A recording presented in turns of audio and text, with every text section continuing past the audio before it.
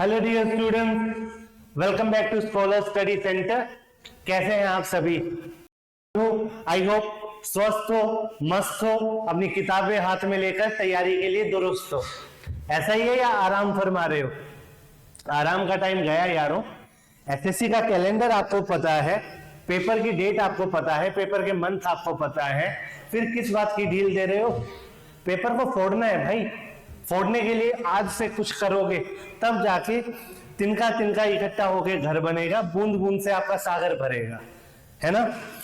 देखिए, आपको मालूम है एसएससी के जितने भी एग्जाम्स एसएससी कंडक्ट करवाता है, एसएससी के 2024 के लिए जितने भी एग्जाम्स हैं उनके लिए हम लोग लेकर चल रहे हैं क्या, एसएससी की इंग्लिश नाम से सीरीज लेकर चल रहे हैं हम, ठीक है, जिसमें हम आपको free of the cost practice sessions provide कर रहे हैं, जिसमें सेंटेंसेस के माध्यम से आपको कॉन्सेप्ट सिखाने की कोशिश करता हूं मैं। वोकैब के सेशंस भी बीच में हमने डाले हैं। आने वाले दिनों में ईडियम्स के सेशन भी होंगे, वोकैब के और सेशंस होंगे, ग्रामर तो चलेगी ही, पैराजम्बल्स भी लेकर आएंगे, कॉम्प्रिहेंशन भी लाएंगे, एक्टिव पैसिव एंड नरेशन भी चलेगा। जैसा आप जानते हो, क्या जानते हो कि एसएससी के 2024 के पेपर के लिए इंग्लिश नाम से हम सीरीज चला रहे हैं, फ्री ऑफ द कॉस्ट है। एंड इसमें आज की क्लास में नाउन का प्रैक्टिस सेट 4 चौथा सेशन है ये नाउन चैप्टर को लेकर। उसके कुछ सेंटेंसेस मैं आपके सामने लेकर आया हूं जिसको हम डिस्कस करेंगे, उनमें एरर्स निकालेंगे एंड अपने कॉन्सेप्ट्स को सीखते चलेंगे उसके साथ, ठीक है।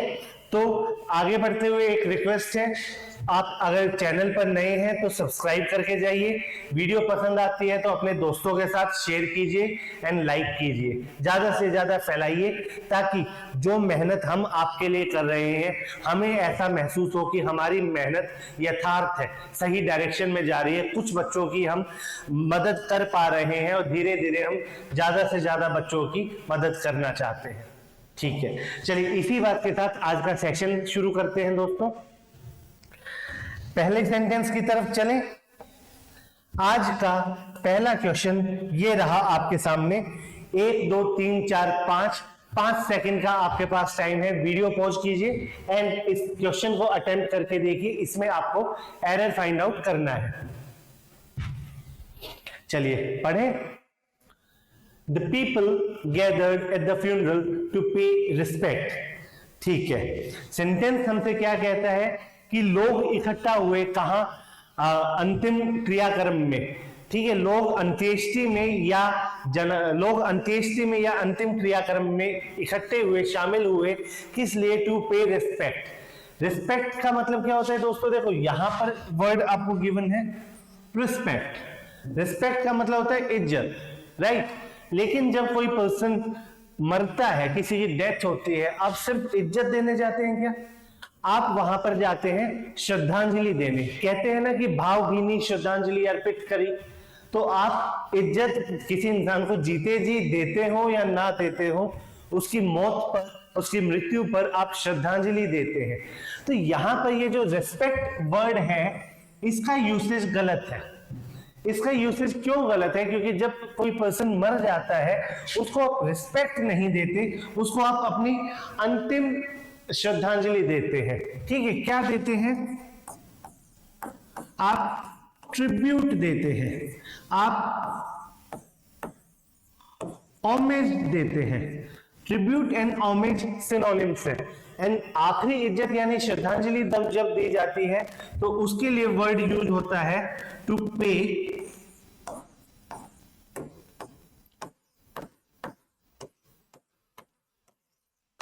लास्ट रिस्पेक्ट, ठीक है। क्या यूज होता है उसके लिए? लास्ट रिस्पेक्ट यूज होता है। तो यहां पर आप किसको, रिस्पेक्ट को रिप्लेस कर देंगे the people gathered at the funeral to pay last respects, ठीक है। क्लियर है? रिस्पेक्ट वहां पर, वैसे रिस्पेक्ट अनकाउंटेबल होता है, लेकिन जब श्रद्धांजलि की बात आती है तो आप उसे लास्ट रिस्पेक्ट्स लिखते हैं। आई होप आपको ये क्लियर है, ठीक है। यहां पे क्या एरर निकला? रिस्पेक्ट की जगह लास्ट रिस्पेक्ट्स कर देंगे आप। चलिए अगले क्वेश्चन की तरफ बढ़े। अगला क्वेश्चन हमसे क्या कहता है, पढ़िए, सेम प्रैक्टिस कीजिए, क्या कि वीडियो पॉज कीजिए एंड सेंटेंस को अटेम्प्ट करने की कोशिश कीजिए, उसमें से एरर ढूंढने की कोशिश कीजिए। देखिए जब तक आप कंपटीशन में इंग्लिश लैंग्वेज पढ़ रहे हैं, आपको एरर डिटेक्ट करना है जहां कहीं भी, तो अपना एक नियम बना लो। क्या नियम? जहां दिखे मारियो, अपना समझ के खा लियो। जहां दिख जाए सेंटेंस, वहां गलतियां खूब निकालियो। ठीक है, खाओ मारियो और गलतियां खूब निकालियो। सेकंड सेंटेंस पढ़ते हैं, क्या कहता है? She always fed her children before she fed her dog. क्या जमाना आ गया है, बताना पड़ रहा है कि वो अपने बच्चों को पहले खिलाती थी अपने कुत्ते के मुकाबले, यानी कि कुत्ते से पहले अपने बच्चों को खिलाती थी। नई बात है ना? चलो एसएससी भी पता नहीं कैसे सेंटेंसेस पूछे। ये जितने सेंटेंसेस हम कर रहे हैं दोस्तों, ये सारे पीवाईक्यू हैं, प्रीवियस ईयर्स बेस्ड क्वेश्चंस हैं, जिनको हम लेकर डिस्कस कर रहे हैं। तो देखिए, शी ऑलवेज फेड, वो हमेशा खिलाती थी, हर चिल्ड्रंस, अपने बच्चों को, before she fed her dog, अपने कुत्ते को खिलाने से पहले। तो देखिए बहुत लोगों ने आंसर निकाल लिया होगा। यहां पे आपको नाउन गिवन है चिल्ड्रंस। क्या गिवन है, मैं थोड़ा लिख देता हूं यहाँ पे बड़े में। यहां लिखा हुआ है चिल्ड्रंस, लेकिन दोस्तों एक वर्ड होता है चाइल्ड। चाइल्ड का मतलब होता है बच्चा, चाहे मेल है फीमेल है, बेबी बॉय है या बेबी गर्ल है, फर्क नहीं पड़ता। चाइल्ड का मतलब बच्चा है, जेंडर दोनों का सेम रहेगा, कॉमन जेंडर नाउन है ये चाइल्ड सिंगुलर है। ये चाइल्ड क्या होता है, एक सिंगुलर नाउन है। सिंगुलर नाउन है तो इसका प्लूरल कुछ होता होगा। इसका प्लूरल क्या होता है? इसका प्लूरल होता है चिल्ड्रन। तो ये जो चिल्ड्रन नाउन है ये अपने आप में प्लूरल है। चिल्ड्रन नाउन ऑलरेडी प्लूरल है, तो जो चीज ऑलरेडी प्लूरल है उसको दोबारा क्यों प्लूरल करना? भाई कुछ नाउन ऐसे भी तो होते हैं जो बिना एस लगाए ही प्लूरल होते हैं। चिल्ड्रन भी उनमें से एक है, इसका एस आप हटा देंगे। जैसे मैन सिंगुलर, इसका प्लूरल मैन। विमेन सिंगुलर, इसका plural women.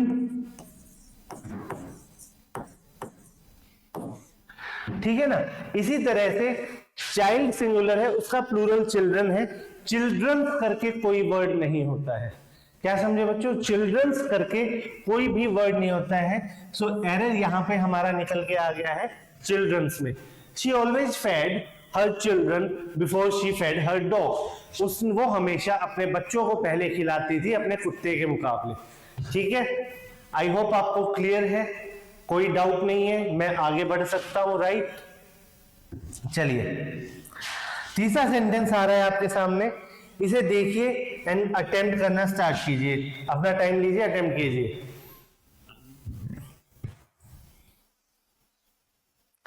The government must provide facilities for the upbringing of women. कीजिए इसे। चलिए मैं बताता हूं। देखिए वर्ड है अपब्रिंगिंग। अपब्रिंगिंग का मतलब होता है किसी का लालन पालन करना, पोषण करना। ठीक है, अपब्रिंगिंग का मतलब क्या होता है? किसी का लालन पालन करना, यानी कि कोई छोटा है उसको आप खिला पिला के अच्छे से उसकी देखभाल कर रहे हो, उसका लालन पालन करके उसको बड़ा कर रहे हो। अब लालन पालन किसका करवा रहे हैं? विमेन का। विमेन यानी औरतें, यानी महिलाएं, वो तो ऑलरेडी ग्रोन अप है, उनका लालन पालन कैसा होगा? लालन पालन तो बच्चों का होता है। तो यहाँ पे आप दो तरीके से सेंटेंस को ठीक कर सकते हैं। एक तरीका एसएससी का जो आंसर था वो, एक तरीका जो मैं आपको बताता हूं। देखिए, the government must provide facilities, सरकार को फैसिलिटीज प्रोवाइड करनी चाहिए। किस चीज के लिए? यहां इन्होंने लिखा है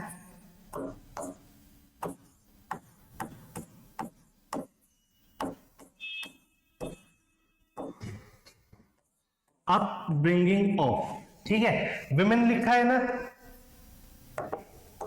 अब महिलाओं को लालन पालन की जरूरत नहीं है, वो ग्रोन अप है। लालन पालन होगा बच्चों का। अब फीमेल जेंडर की बात हो रही है, फेमिनाइन जेंडर की बात हो रही है, तो यहां पर आप इसको लिख सकते हैं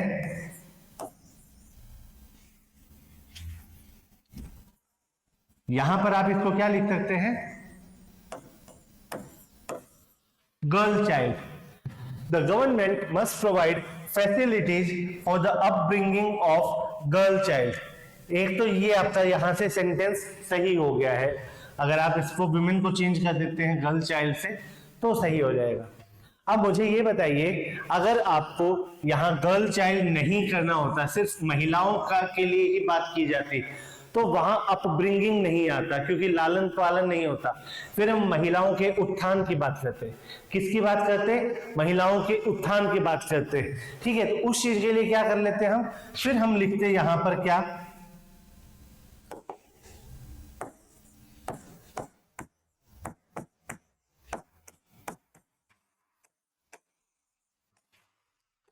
upliftment of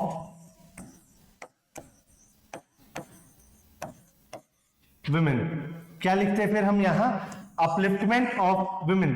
तो ये दो चीजों से आप चेंज करेंगे तो आपका सेंटेंस सही हो जाएगा। ये बात क्लियर है कि सेंटेंस के सी पार्ट में एरर था एंड उसको ठीक करने के लिए आपने दो चीजें करी। अगर आपको अपब्रिंगिंग करनी है तो गर्ल चाइल्ड की करेंगे, अपलिफ्टमेंट करना है तो वुमेन का सही है। ठीक है, ये दो तरीके से यहां पर करेक्शन की जा सकती है इस सेंटेंस में, दोनों सही रहेंगे। चलिए आगे बढ़ सकते हैं। हाँ, सेंस इनका थोड़ा सा बदल जाएगा, क्योंकि एक में आप अपब्रिंगिंग लालन पालन की बात कर रहे हैं तो बच्चों का होगा, दूसरी तरफ महिलाओं को ही रखना है तो उनका अपलिफ्टमेंट यानी उत्थान कर सकते हैं। चलिए आगे बढ़े, नेक्स्ट सेंटेंस की तरफ चलें दोस्तों। अगला सेंटेंस हमको कह रहा है क्या, देखिए जरा इसे। The landlord could not tell which of the servant broke the glass। जो मकान मालिक है वो नहीं बता पाया कि कौन से नौकर ने ग्लास तोड़ा, कौन से नौकर ने ग्लास तोड़ा नहीं बता पाया। तो जैसे ही आपको ये पता चला कि भाई वो नहीं बता पाया कि कौन से नौकर ने तोड़ा, तो आप समझ गए कि नौकर एक से ज्यादा है। यही तो बात हुई ना कि एक से ज्यादा नौकर है, तभी तो आप बात कर रहे हैं कि कौन से नौकर ने तोड़ा। सो विच ऑफ द सर्वेंट, सो यहां पर ये जो विच है इस सर्वेंट्स में, इन सर्वेंट्स में से किसने तोड़ा, ये प्लूरल आना चाहिए। ये क्या आना चाहिए, ये प्लूरल आना चाहिए।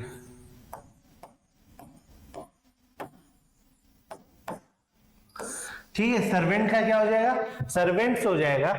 The landlord could not tell which of the servants broke the glass. यहां पर देखिए, जब आपको चॉइस बनानी होती है ना, वैसे तो जो विच है वो आपका नॉन लिविंग थिंग्स या फिर एनिमल्स के लिए यूज होता है, लेकिन जब आपको चॉइस बनानी होती है,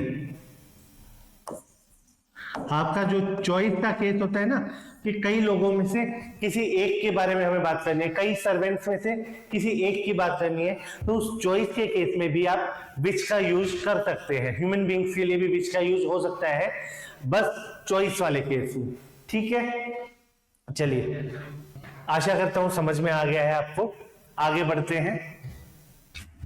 अगला सेंटेंस ये रहा आपके सामने, इसे देखिए, पढ़िए और वीडियो पॉज करके अटेम्प्ट करने की कोशिश कीजिए।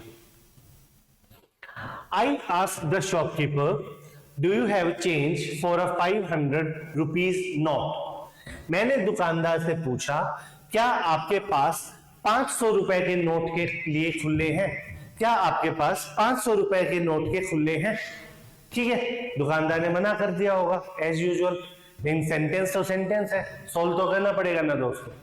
तो देखो, आई आस्क्ड द शॉपकीपर, मैंने दुकानदार से पूछा, यहां तक कोई एरर नहीं। डू यू हैव चेंज, यहां तक कोई एरर नहीं। फॉर अ 500 रुपीज नोट, ठीक है, यहां लिखा हुआ है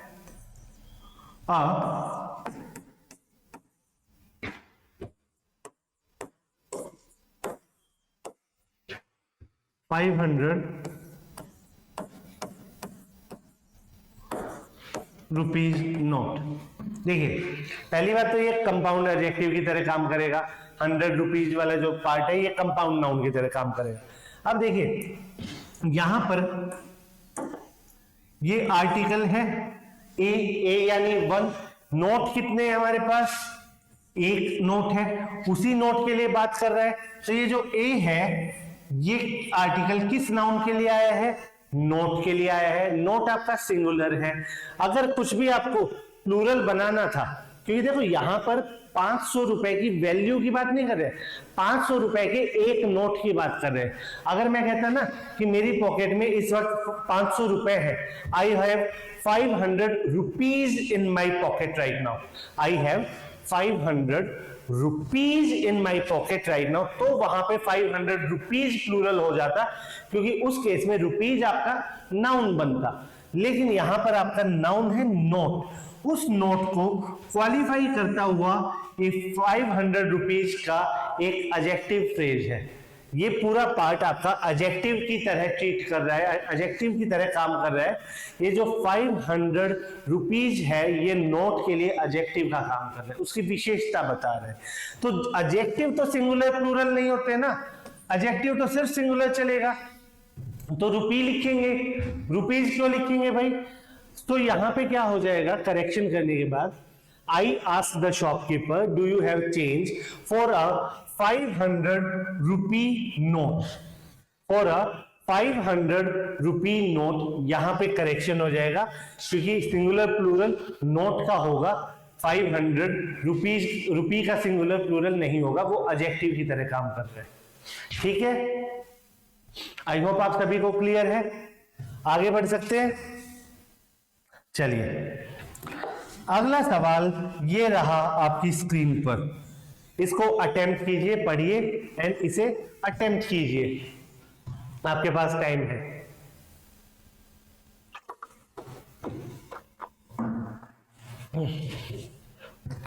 चलिए देखें इसे।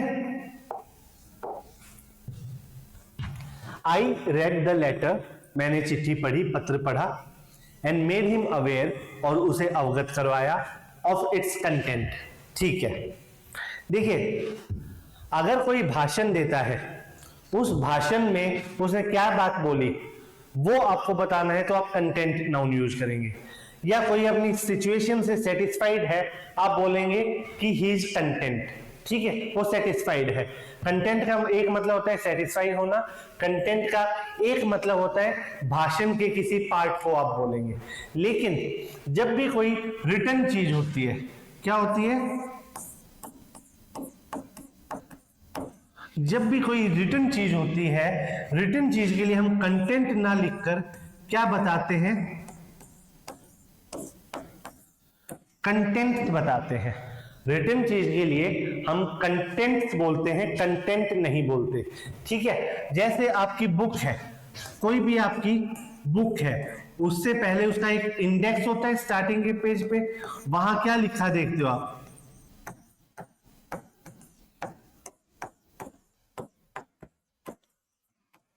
Table of contents. क्या लिखा देखते हो वहां, टेबल ऑफ कंटेंट्स। तो यहां पे क्या एरर है कि ये जो कंटेंट वर्ड है ये बदल जाएगा, किससे, इसकी जगह हो जाएगा कंटेंट। क्या हो जाएगा इसकी जगह, कंटेंट्स हो जाएगा। ठीक है, समझ में आया है, आगे बढ़ सकते हैं। चलिए बहुत बढ़िया। अगला सवाल ये रहा आपकी स्क्रीन पर। अगला सवाल 3,20,000 रुपए के लिए आपके गेम का पहला पड़ाव यहां से है। ठीक है, केबीसी खेल लें थोड़ा सा। चलिए केबीसी नहीं खेलना, हमें एसएससी खेलना है, और एसएससी को इतने बढ़िया से फोड़ना है कि केबीसी में भी कभी आपको जाने का मौका मिले कि एसएससी सीजीएल के टॉपर्स आज के शो में आए हैं। चलिए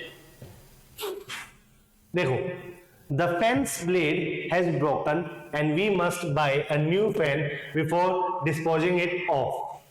ये ऑफ के में फुल स्टॉप नहीं है, ये हमारे टाइपिस्ट से गलती हो गई होगी, थोड़ी सी गलती है यार, इसको छोड़िए। देखिए, the fence blade has broken and we must buy a new fan before disposing it off, और डबल एफ। तो यहाँ आपका टाइम शुरू होता है अब। सेंटेंस पढ़िए, एरर निकालिए, अटेम्प्ट करने की कोशिश कीजिए पूरे। बढ़े आगे, करें शुरू अपना। देखिए यहां लिखा है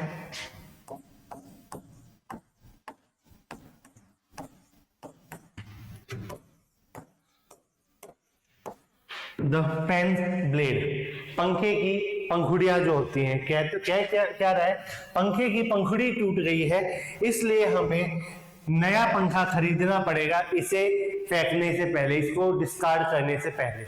और यहां पर पोजेशन कैसे बनाया गया है, पोजेशन बनाया गया है आपका अपोस्ट्रोफे एस से। दोस्तों ये जो अपोस्ट्रोफे एस है ना, ये जो अपोस्ट्रोफे एस है ना, ये पोजीशन बनाने के काम आता है। किसके लिए, ह्यूमंस के लिए, ठीक है, किसके लिए, ह्यूमंस के लिए आएगा, या आएगा एनिमल्स के लिए भी आ सकता है, एनिमल्स के लिए आ सकता है। लेकिन जो नॉन लिविंग थिंग्स है उनका पोजीशन किससे बनाया जाता है, ऑफ से। जो आपके लाइफलेस ऑब्जेक्ट्स है जिनमें जीवन नहीं है, लाइफलेस ऑब्जेक्ट्स का पोजीशन बनाया जाता है किससे, ऑफ से। तो आप इसको कैसे करेक्ट करोगे, देखो इसको करेक्ट करने का तरीका है, चलो यही कलर ले लेते हैं। द फेंस ब्लेड है, टूटा क्या है, पंखा टूटा है या उस पंखे की पंखुड़ी टूटी है, पंखे की एक ब्लेड यानी एक पंखुड़ी टूटी है, उसको आगे लिख लो। जिस चीज के बारे में बात की गई है उसको आगे लिख लो। अब ये ब्लेड है, ये ब्लेड किसकी है, ब्लेड इसकी है, blade of the pen, position तो ऐसे बन गया, ब्लेड ऑफ द पेन। लेकिन अभी एक छोटी सी चीज बाकी है, यहां पर आपको एक फॉर्म दिख रही है, क्या फॉर्म, एक आपका नाउन है वो ऑफ से कनेक्ट हुआ एक दूसरे नाउन से, ठीक है। क्या मैं कह सकता हूं first noun belongs to second noun, noun one जो है that belongs to second noun. इस तरीके से हमने नाउन को फिक्स कर दिया। तो जब भी चीज फिक्स हो जाती है, डेफिनेट हो जाती है, डेफिनेट हो जाती है तो उसके साथ आर्टिकल डेफिनेट वाला लगाते हो। डेफिनेट आर्टिकल क्या है हमारा, बताओ भाई, डेफिनेट आर्टिकल है हमारा the blade of the fan. तो आपका करेक्शन 100% करेक्शन क्या हो जाएगी, the blade of the fan has broken and we must buy a new fan before disposing it of. ठीक है, क्या ये चीज क्लियर है आपको? चलिए, आई होप आपको समझ में आया है। आगे हम बढ़ सकते हैं, आप रोकोगे तो भी नहीं रुकेंगे, आगे तो बढ़ना ही पड़ेगा। चलिए नेक्स्ट सेंटेंस की तरफ चलते हैं हम। अगला सेंटेंस हमसे क्या कहते हैं, पढ़िए, अटेम्प्ट करने की कोशिश कीजिए। Recently I visited Kerala and found the sceneries to be breathtaking. ठीक है, कुछ दिनों पहले, कुछ समय पहले मैं केरला गया और केरला के जो सीनरीज थी यानी दृश्य थे उनको बहुत रोमांचक, बहुत सेंसेशनल, बहुत एक्साइटिंग मैंने पाया। ठीक है, यहां पे देखिए एक नाउन है, क्या नाउन है, सीनरीज। दोस्तों वर्ड होता है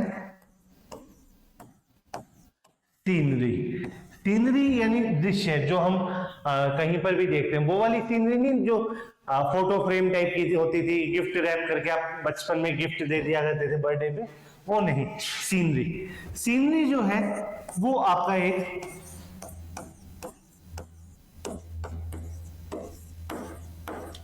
अनकाउंटेबल नाउन होता है।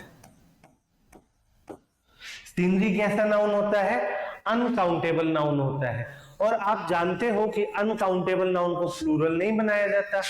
ठीक है, सीनरी को सीनरीज नहीं बोला जाएगा, ज्वेलरी को ज्वेलरीज नहीं बोला जाएगा, क्रोकरी को क्रोकरीज नहीं बोला जाएगा, लैंग्वेज को लैंग्वेजेस, बैगेज को बैगेजेस, पोस्टेज को पोस्टेजेस, नॉलेज को नॉलेजेस नहीं बोला जाता, एविडेंस को एविडेंसेस नहीं बोला जाता, इक्विपमेंट को इक्विपमेंट्स नहीं बोला जाता, फर्नीचर को फर्नीचर्स नहीं बोला जाता, इंफॉर्मेशन को इंफॉर्मेशंस नहीं बोला जाता, एडवाइस को एडवाइसेस नहीं बोला जाता, राइट। सो ये जो आपके अनकाउंटेबल नाउन होते हैं ये आपके सिंगुलर फॉर्म में ही लिखे जाते हैं, सिंगुलर फॉर्म में इनका यूज होता है, ठीक है। तो सीनरी यहाँ पे करेक्ट वर्ड है, ना कि सीनरीज। इस सेंटेंस में ये सीनरीज आप काट देंगे, इसकी जगह आपने क्या यूज करना है, scenery. Recently I visited Kerala and found the scenery to be breathtaking. ठीक है, आई होप आपको क्लियर है, समझ में आया है। आगे बढ़े, चलिए आगे बढ़ते हैं। अगला सेंटेंस 6,40,000 रुपए के लिए ये रहा आपके सामने। क्या कहता है, द फूड बास्केट, अटेम्प्ट करने की कोशिश करो साथ साथ वीडियो पॉज करके। The food basket contained a dark chocolate, an eclair and a pastry neatly wrapped in foil paper. ठीक है, जो फूड बास्केट थी उसके अंदर डार्क चॉकलेट, इक्लेयर और एक पेस्ट्री थी, क्या फॉइल पेपर में अच्छे से रैप की हुई। बताइए इसका सॉल्यूशन। देखिए दोस्तों, जो चॉकलेट होती है,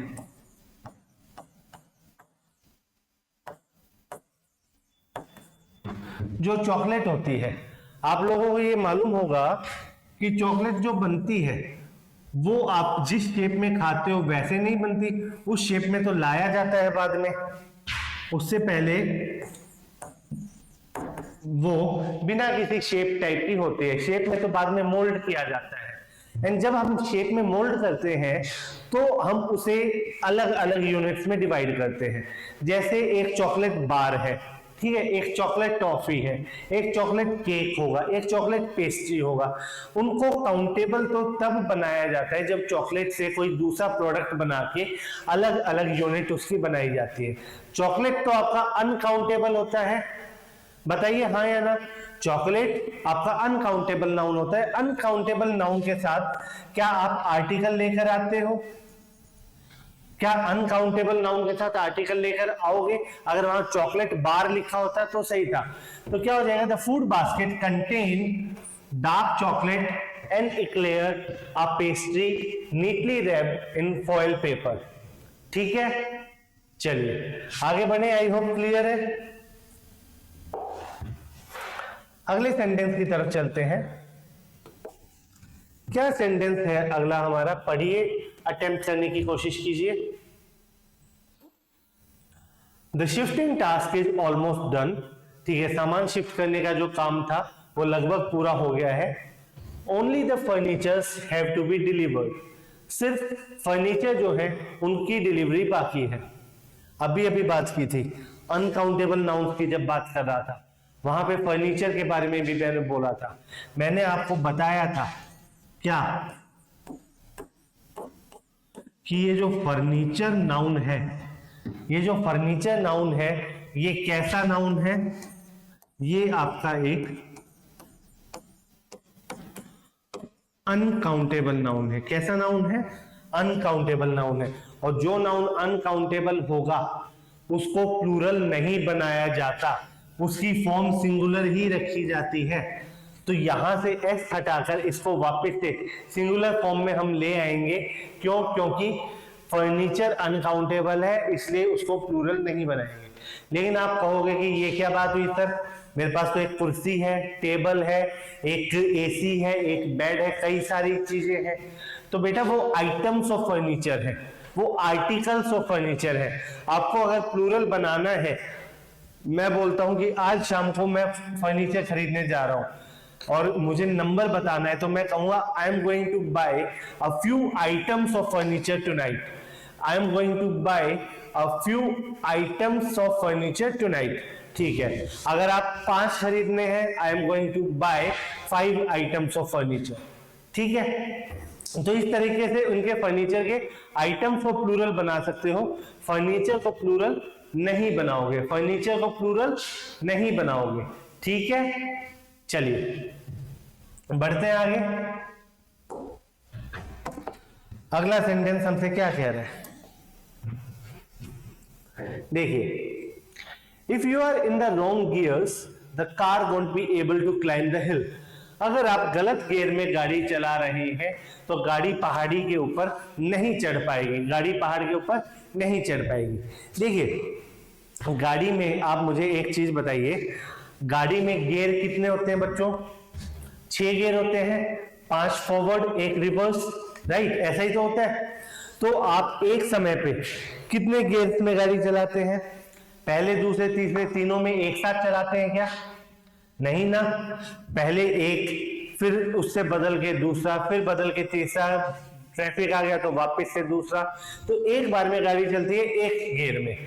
तो अगर आप गलत गियर्स में होंगे या गलत गियर में होंगे, ये गियर्स का यूज यहां गलत है। सही यूसेज क्या होगा? Gear. If you are in the wrong gear, अगर आप गलत गियर में हैं, the car won't be able to climb the hill, गाड़ी पहाड़ी पर नहीं चढ़ पाएगी। गियर्स को आप बदल देंगे गियर में, सिंगुलर। ठीक है, क्लियर है आपको? चलिए अगले सेंटेंस की तरफ बढ़े। अगला सेंटेंस हमसे कह रहा है, पढ़िए, अटेम्प्ट करने की कोशिश कीजिए। I had invited, मैंने निमंत्रण दिया, आमंत्रित किया, all my sister in laws, मेरी सभी की सभी भाभियों को, वैसे सालियां भी हो सकता है, सिस्टर इन लॉज भाभी और साली दोनों के लिए यूज होता है। To my son's birthday party, मेरे बेटे की बर्थडे पार्टी पर। ठीक है, मैंने अपनी सभी भाभियों को या मैंने अपने सभी सालियों को अपने बेटे के बर्थडे पार्टी पर आमंत्रित किया, उनको बुलाया। देखिए अटेम्प्ट करने की कोशिश कीजिए। यहां पर क्या गिवन है? सिस्टर इन लॉज एक कंपाउंड नाउन है। कंपाउंड नाउन को आप प्लूरल ऐसे नहीं बनाते हो जैसे ये लिखा है। इन्होंने क्या लिख के दे दिया? Sister in laws. नहीं, ऐसे प्लूरल नहीं बनाया जाता है कंपाउंड नाउन को। कंपाउंड नाउन को प्लूरल उसके नाउन का जो मेन पार्ट होता है वहां से बनाया जाता है। Sisters in law, sisters in law. ठीक है, कंपाउंड नाउन को प्लूरल उसके नाउन के मेन पार्ट से बनाया जाता है, बाकी के पार्ट से नहीं। तो फर्स्ट पार्ट जो नाउन का है, मेन पार्ट जो कंपाउंड नाउन का, वहां से प्लूरल बनाओगे, यहां से एस हटाओगे, यहां पे एस लगाओगे। I had invited all my sisters-in-law to my son's birthday party. ठीक है, समझ में आया है? चलिए बढ़िया, आगे बढ़े, बढ़ना तो पड़ेगा।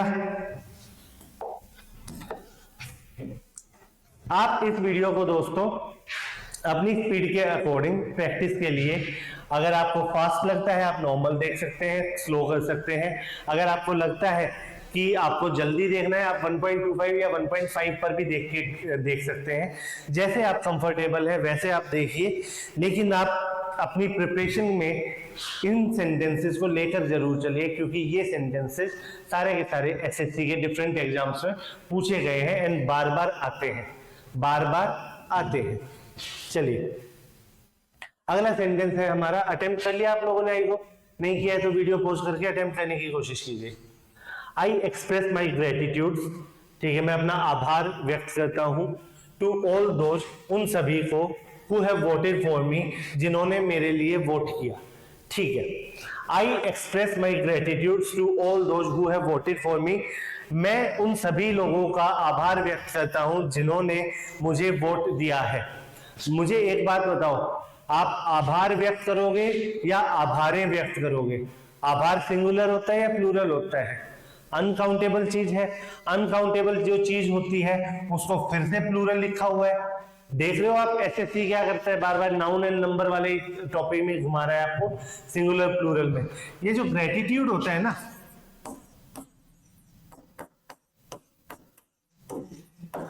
ये जो ग्रेटिट्यूड होता है ये आपका क्या है, अनकाउंटेबल नाउन है। अनकाउंटेबल नाउन की फॉर्म कैसी चलती है, सिंगुलर चलती है।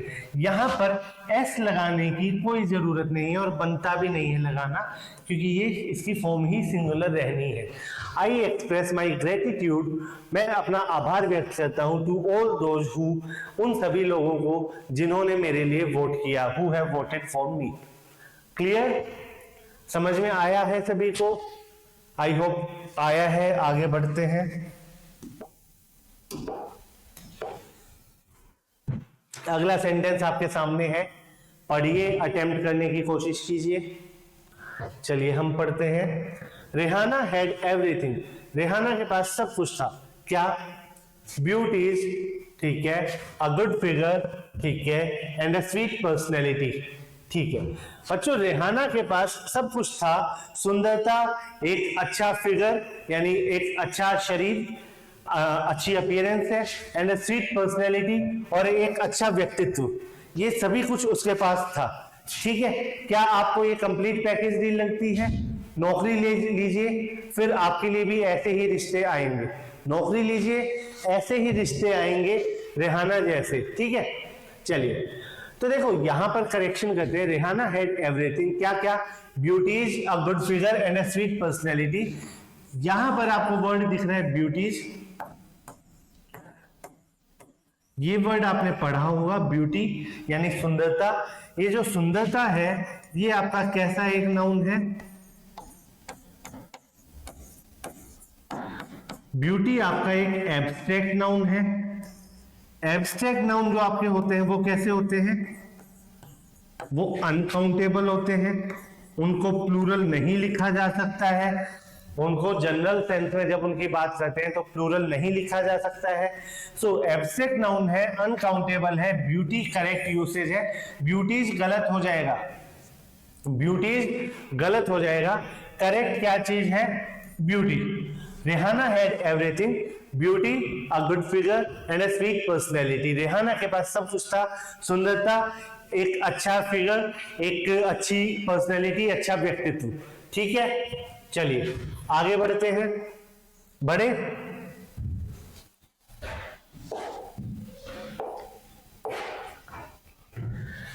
सेवेंटी आज का शायद 15th सेंटेंस होगा। फॉर अ फुल वीक, पूरे सप्ताह तक, शी एंजॉयड द बेनिफिट्स, उसने फायदा उठाया किसका? Of being a big sister, ठीक है। For a full week she enjoyed the benefits of being a big sister. Attempt कीजिए आप, 2-4 सेकंड लीजिए, अटेम्प्ट कीजिए, वीडियो पॉज कीजिए एंड फिर वापस से रिज्यूम कीजिए। देखिए यहां लिखा हुआ है क्या? Big sister.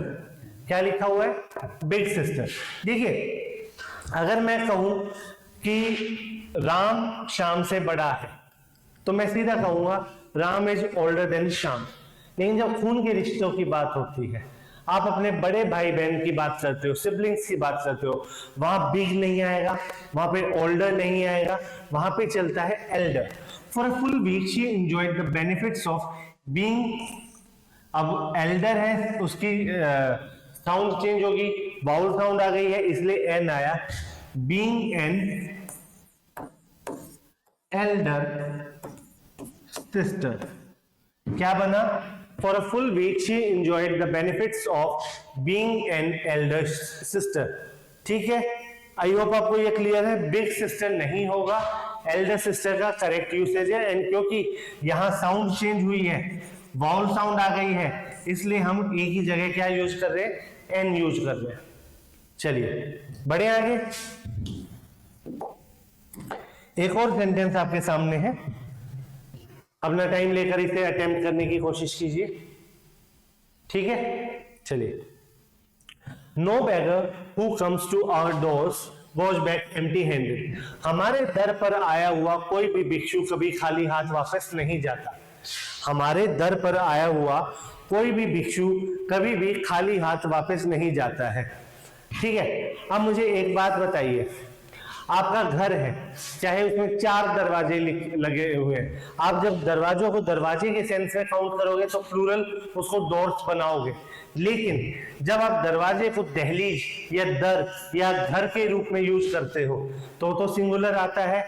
यहां पर ये जो डोर्स लिखा हुआ है इसका यूसेज गलत है, यहां डोर्स नहीं होगा, यहां क्या होगा, डोर होगा।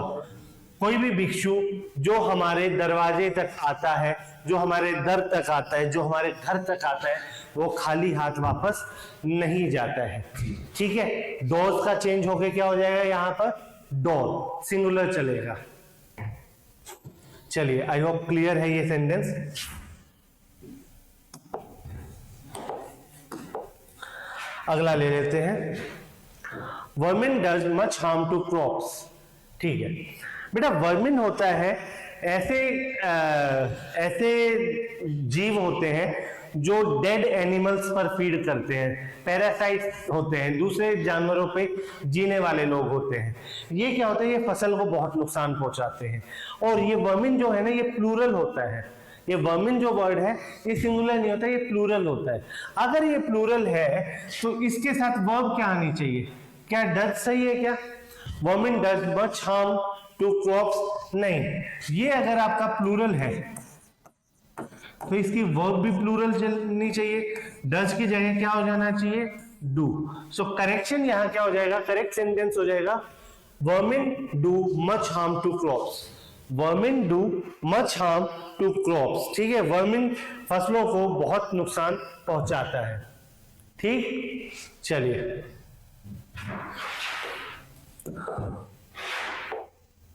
आज का शायद ये आखिरी है, देख लेते हैं। नहीं, आखिरी नहीं है, 1-2 है अभी। All the furnitures has been replaced by the landlord। फिर से वही बात आ गई, देखो फर्नीचर नाउन है और ये प्लूरल दिया हुआ है, वर्ब इसकी सिंगुलर है। आप जानते हो कि फर्नीचर, बता चुका हूं मैं, फर्नीचर एक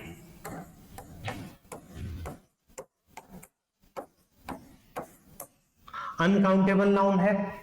फर्नीचर अनकाउंटेबल नाउन है, इसको प्लूरल नहीं करेंगे, इसके साथ एस नहीं लगाएंगे, सिंगुलर फॉर्म में ही रखेंगे इसे। बोलो हाँ या ना। ऑल द फर्नीचर्स नहीं होगा, ऑल द फर्नीचर होगा, वर्ब भी सिंगुलर है। ठीक है, सारा का सारा जो फर्नीचर है वो मकान मालिक के द्वारा बदल दिया गया है, रिप्लेस कर दिया गया है, फर्नीचर हो जाएगा, फर्नीचर्स नहीं होगा। ठीक है, चलिए अगला sentence, essay writing is an art that requires many planning on the part of the writer। ठीक है, आप अटेम्प्ट करने की कोशिश कीजिए, टाइम लीजिए एंड इसका सॉल्यूशन दीजिए।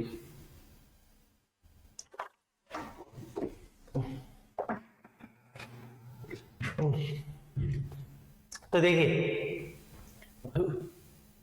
ऐसे राइटिंग जो है, निबंध लेखन जो है, वो एक कला है, is an art that requires many planning, जिसके लिए जरूरत पड़ती है बहुत सी योजना की।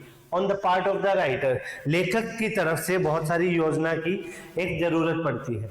ये जो प्लानिंग वर्ड है ना, योजना, ये आपका अनकाउंटेबल होता है।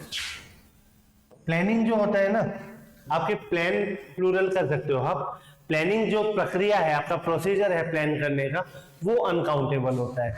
अगर वो अनकाउंटेबल चीज है तो मैनी तो प्लूरल के लिए आता है, यानी काउंटेबल के लिए मैनी नहीं होगा, क्या हो जाएगा, अनकाउंटेबल के लिए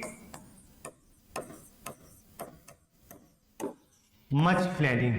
क्या होगा, मच प्लानिंग। ऐसे writing is an art that requires much planning on the part of the writer. ठीक है, समझ में आया, बढ़े आगे।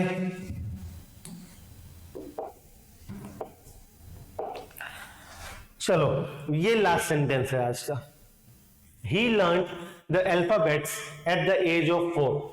ठीक है, उसने अल्फाबेट्स 4 साल की उम्र में याद कर लिए। देखो यहां जो ये वर्ड है अल्फाबेट्स,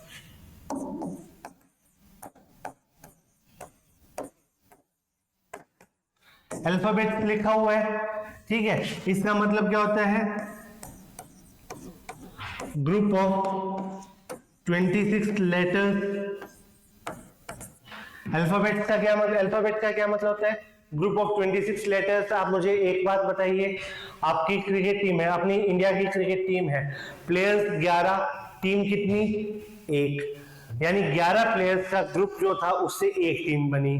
26 लेटर्स के ग्रुप से एक वर्णमाला बनी, उस वर्णमाला को अल्फाबेट बोला जाता है। वो ऑलरेडी अपने अंदर 26 लेटर्स को समाये हुए है, उसको प्लूरल करने की जरूरत नहीं है, ठीक है। अल्फाबेट का मतलब होता है ग्रुप ऑफ 26 लेटर्स, इसको अल्फाबेट्स नहीं बोलोगे आप। अल्फाबेट्स जब आप बोलोगे तो आप डिफरेंट लैंग्वेजेस की बात कर रहे हो, ठीक है। वहां पे ये बात नहीं कर रहे हम अलग अलग लैंग्वेजेस की। हम क्या कर देंगे, इसका सिंपली एस हटा देंगे। He learn the alphabet at the age of 4। उसने 4 साल की उम्र में अल्फाबेट यानी वर्णमाला यानी अक्षर सीख लिए थे, याद कर लिए थे, ठीक है। चलो, आई होप आपको समझ में आया है। आज का सेशन यहीं तक रखते हैं दोस्तों, ठीक है। आज का सेशन यहीं तक रखते हैं। आशा करता हूं आज के सेशन से आप कुछ सीख पाए हैं, अपने एग्जाम के लिए कुछ आप प्रीवियस ईयर सेंटेंसेस की प्रैक्टिस अच्छे से कर पाए हैं, ठीक है। अगले सेक्शन में मिलेंगे, जल्दी मिलेंगे। तब तक अपना ध्यान रखिए, अपनी पढ़ाई को कंटिन्यू कीजिए एंड ज्यादा आराम ना फरमाइए। अगले साल आपको नौकरी लेनी है, वो जो फीलिंग होगी उसको एक्सप्लेन नहीं किया जा सकता है, ठीक है। चलिए, जुड़े रहिए हमारे साथ। YouTube चैनल को सब्सक्राइब करके जाइए। वीडियो पसंद आती है तो लाइक भी कीजिए, शेयर भी कीजिए। कोई डाउट होता है आप अपने डाउट कमेंट्स में पोस्ट कर सकते हैं। चलिए, धन्यवाद दोस्तों, जय हिंद।